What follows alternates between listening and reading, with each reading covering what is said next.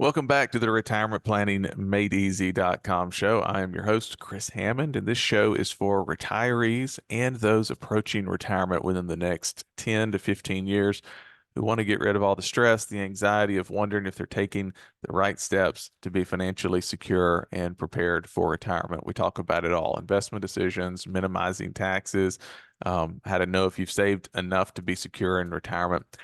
And in today's episode, I'm talking about the fear of having to, and let me put this in quotes, unretire. So if you've heard of zombies called like the undead, neither living, but they're not dead either, then you need to know about the unretired. They're neither retired and not usually working in the same capacity as their pre-retirement years. Often they're having to work, not working because they simply enjoy it. If you're going to go back to work for the love of it after you've already retired, that's one thing. But if you're forced back to it, that's another. You might start feeling like one of those undead going into the office, wishing you could be somewhere else. So let's dive into some of the causes of this. I came across an article recently at Go Baking Rates, which is also reprinted at Yahoo Finance. You can find it at either one of those places. And it was about people that had to go back to work after retiring. Title of the article was, I was retired, but wasted big money on these three things and had to go back to work. Author is Josephine Nesbitt. And I'll go over those three things in a minute. But first, let me share with you something else I came across talking about the same issue. It was a Wall Street Journal podcast. That podcast is called Your Money Briefing, and that episode was titled "Some Retirees Are Rejoining the Workforce." Now, here's a quote, and you can search, you can Google the article as well as that podcast, and listen to the whole thing if you like. Here's a quote from that podcast. The majority say it's for financial reasons. They feel like they don't have enough money or they're going to run out of money. Cost of living, inflation, that's the biggest reason they're going back. And about a third of them are also just bored. Here's another quote from that. Overall, about one third of adults, 65 to 69, have jobs, and that's up from less than a quarter in 2000. So about 33% of people in the age range of 65 to 69 have jobs. And back in 2000, it was less than 25%. So there's been an uptick in this. So getting back to the quote, as to how many of those were retired and returned to work isn't clear, but surveys suggest that it's a lot. One survey showed that 1 in 8 people who are retired plan to go back to work this year, and another survey found that 1/3 of current retirees in this age are considering returning to work. End quote. Now you can Google that podcast episode. It's from the Wall Street Journal and it's not behind their usual paywall, so you should be able to listen to it. So, so I wanted to share that with you because this is a reality that people do retire, then they find out it's a mistake and then have to go back to work. Something that most people want to avoid at all costs if it's possible. So let's get into that Go Banking Rates article, and the three things that cause people to have to unretire. The first one that the author mentions is supporting adult children. So more and more baby boomers are supporting their millennial and Gen Z children well into adulthood, but it's costing them their retirement. So this is straight from the article, what it said.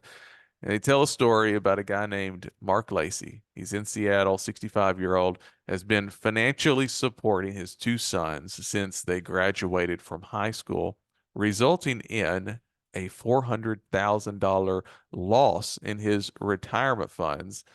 Both his children are in their 30s with expenses ranging from college tuition to plane tickets. I'd let them buy their own plane tickets, I say, at that age, right? That's one thing. The next one the author mentions is maintaining a larger home. There's a guy named Gregory Bulware, have no idea if I'm pronouncing that correctly, was a truck driver for 30 years before he retired in 2008. Went back to work, though, in 2020 after he and his wife bought a house. They say when we lived in an apartment, we were doing fine because we could easily afford it, but every year the rent would go up. So what they did was they purchased their home. They used their life savings, which led them to this fear of losing the house. Every mortgage payment was a challenge, and they sometimes pulled from other expenses such as food and gas to make ends meet. As a result, Boulware enrolled in a job training program for low-income adults and was hired into a clerical job. Okay, so we got the first one is supporting adult children. Before we go to number three, and I want to talk about these first two, my take on the supporting adult children, I think it's great if you can be a blessing to them, but it's also kind of view it in that analogy of when you're on the airplane and they say if those oxygen masks drop down, they say you put your own on first before you start helping other people out because you're not able to help anybody else out if you're not taking care of yourself first. And that's kind of how I view it with when it comes to supporting adult children. Um, and then the second point, maintaining a larger home on that. Um, this particular one kind of gets into that argument of does it make more sense to rent or buy a house? So they say they were doing fine when they were in the apartment, but the fact that rents went up every year, they were decided they were going to go and get a house, so then their payments would be locked in. But there's a whole other factors that go along with that, as far as upkeep on a house and things such as that that they had to contend with, which drove that individual to unretire as well. So that's kind of some little aside commentary on those two things for people to look out for. Number three that they said uh, was not having enough money set aside. So they give an example, a lady named Joyce, 70-year-old nurse who retired in 2019. She went back to work over budget concerns, cost of groceries, housing, owning a car, and insurance skyrocketed over the past several years, and many retirees never accounted for the dramatic cost of living increases. Inflation got high there for a while, and we're all feeling that. And even though when they're going to get inflation, it's getting back under control currently, but that doesn't mean that the prices return back to where they were. Getting it under control just means that the prices continue to increase at the regular kind of rate that we were more accustomed to than when the prices were increasing at the higher inflation rate. Um, the article goes on saying that after caring for her grandchildren during the pandemic, Joyce told the Wall Street Journal that she took a job handling ticket sales and complaints at an amusement park call center. Oh my goodness. This is kind of like definitely a nightmare reality of retirement to have to be in a job like that. Now she's looking for a higher paying nursing job closer to home to help cover travel and home improvement costs. So not having enough money aside will one factor that somebody may think that they have enough money set aside when they retire um, is if they don't consider what inflation can do over time. So inflation can um, uh, cause the expenses and everything to go up a lot, which causes you to pull from your nest egg more. And Social Security, for the most part, is going to keep up with inflation. But if Social Security is not enough for your regular monthly expenses, then you have to pull from savings to fill that gap. And that gap, that part, that gap will get bigger with inflation over time, which means you have to pull more from your savings to handle that. If you're not invested properly in a way where you can also get long-term potential growth along with being able to pull money out to generate income on an ongoing basis, that can be a really big issue. So the article ended there. I want to add a few more reasons that someone may unretire. But first, before I do that, be sure to check out a webinar recording I've made available on my website. It's called Reaching Retirement and Thriving Beyond, which you can get instant access to the recording by visiting retirementplanningmadeeasy.com. And in that webinar, I discussed the three main threats that retirees and those planning to retire in the next 10 to 15 years, the three threats that they will face. So be sure to check that out. All right, back to the show. Okay, a few other reasons someone may have to unretire. Their portfolio is too aggressively invested, and a big market decline causes them to lose a lot of value in their lifetime savings at the same time that they are dependent on making withdrawals from that account. That may be one reason. Their portfolio is too conservatively invested, and after 5, 10, 15 years in retirement, inflation has caught up with them, and their portfolio has not grown enough to take care of the future them, I put that in quotation marks, that has now become the present them. So these two that I'm adding here, there's this middle road, this tightrope that a retiree has to walk between. I need growth on my portfolio for my future self. That's going to need to have funds to live off of, but I also need a portfolio that's not so aggressive at the same time.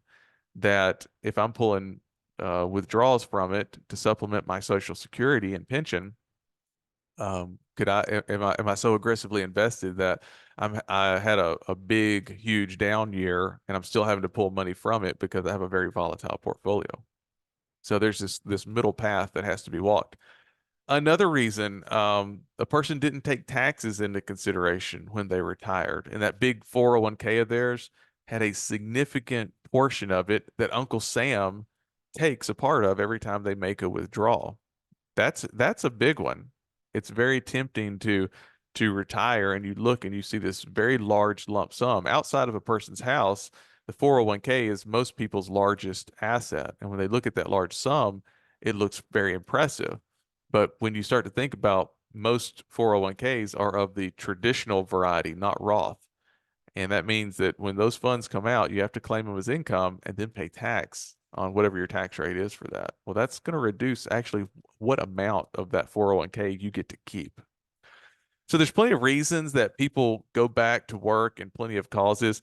Um, Everyone's different. Maybe you had to retire earlier than you planned to take care of a sick relative, and going back to work is what you wanted to do when your caregiving responsibilities were over. Maybe it's, or maybe one of the reasons you may have to go to work, or possibly is from one of the reasons we just talked about. Everybody's different, and also people are working longer. So let me revisit one of the quotes from that Wall Street Journal podcast that I mentioned earlier. The quote was overall about one third of adults, 33%, between 65 to 69 have jobs, and that's up from less than a quarter in 2000. So less than 25% in 2000. This is my prediction. I think that longer life expectancies are going to drive the working age up over time. That's what I think will happen. Just seems to make sense to me. But if you do find yourself having to go back to work after retirement, I want you to be one of those people that you do so because you're bored and that it's a choice that you're making, not something that was forced upon you. Now, one way to help you be in that camp is to have a financial plan that discusses income needs, income sources in retirement, how to invest your portfolio if you need it to support a certain level of income for you for the rest of your life, how to handle taxes so you pay Uncle Sam every penny you owe him, but you don't leave him a tip, by using smart long-term tax planning strategies, and how to handle your income needs when the market's down and your portfolio's down along with it. You need to talk to someone about that. If you don't have anyone, then you can reach out to me for a 15-minute phone chat just to get to know each other and see if I'd be able to help you with your unique situation. You can just head over to my website where you'll find my online calendar that you can find a time that's convenient for you and I to have a Zoom call or a phone chat. And you can find that at retirementplanningmadeeasy.com. That's all we got for today. Thanks for listening. Hope it was helpful. I'll see you guys on the next show.